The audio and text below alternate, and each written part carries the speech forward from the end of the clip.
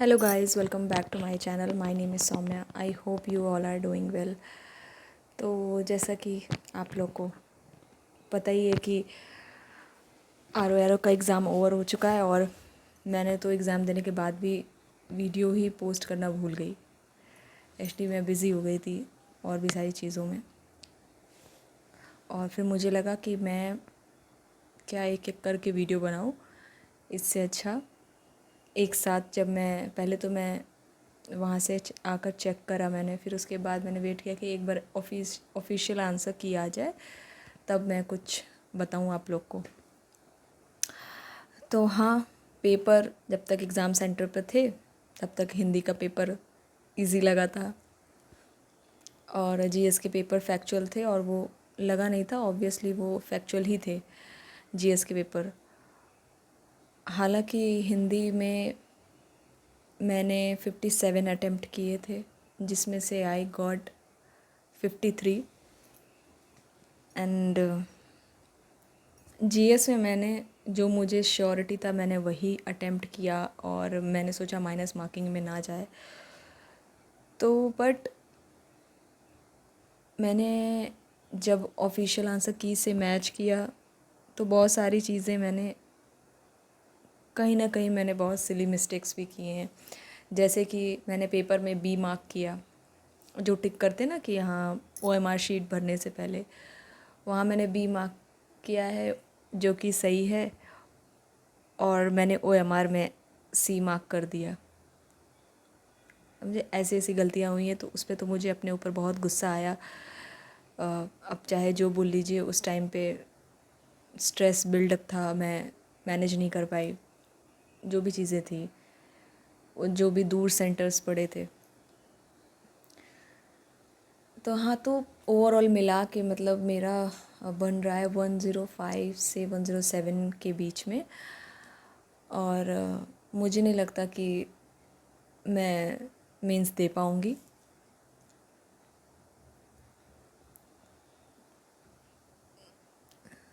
क्या कर सकते हैं, कुछ चीज़ें अगर मैंने ऐसी गलतियाँ नहीं की होती तो एटलीस्ट बहुत सारी चीज़ें, मतलब अभी तो पता भी नहीं है कितना कट ऑफ जाएगा मुझे, मतलब ठीक है मतलब थोड़ा जाएगा हाई, बट जितना भी जाए मेरा नहीं होगा। ओवरऑल मिला के बात ये है।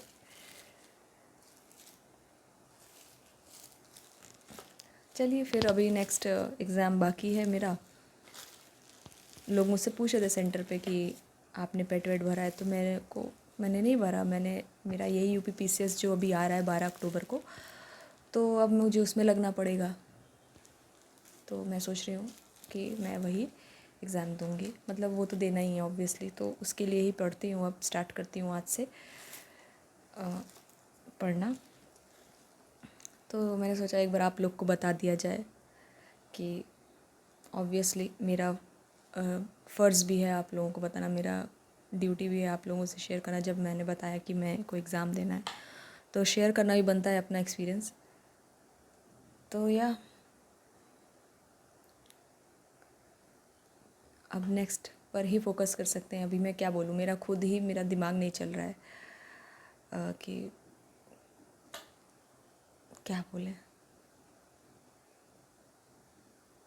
बाकी आप लोग अब बताइए कमेंट सेक्शन में, जिनका हो गया उनको all the best for the mains exam जो अब भी आने वाला है आर का, और जिनका नहीं हुआ है आप अपने आने वाले एग्ज़ाम पे फोकस कीजिए। बस यही कर सकते हैं अपने साइड से, देखिए प्रयास ही कर सकते हैं और कुछ कर नहीं कर सकते। बात वो अलग है कि हम लोगों को बुरा लगता है जब चीज़ें जो सोचो और वो ना हो, लेकिन फिर वही है, फिर उदास और